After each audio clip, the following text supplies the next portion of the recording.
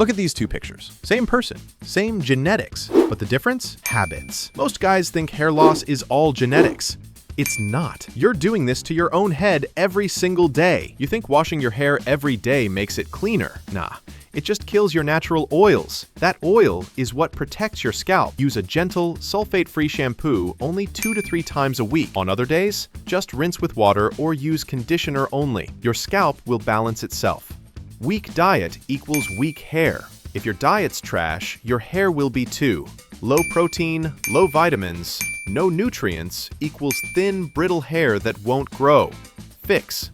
Eat protein daily. Eggs, fish, chicken, beans. Add zinc, iron, and biotin if needed. Your hair literally builds itself from what you eat. Heat damage. You fry your hair every morning and wonder why it looks like straw. Constant heat ruins your hair structure. Fix. Use a heat protectant spray. Lower the temperature, and whenever possible, just air dry. Natural texture greater than burnt ends. Mechanical stress. You're pulling your hair out, literally. Tight hats, ponytails, even brushing too hard causes traction damage. Fix. Go easy.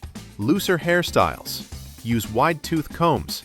And don't yank through tangles like you're fighting your hair. Stress and bad sleep destroy your hair from the inside. High cortisol and low testosterone stop hair growth and make it fall faster. Fix. Get proper sleep, 7 to 9 hours. Meditate, lift, relax. And if it's extreme, get your DHT and hormones checked. These 5 habits are what's killing your hair, not just genetics. Fix them, and you'll see your hair get thicker, healthier, and stronger in weeks.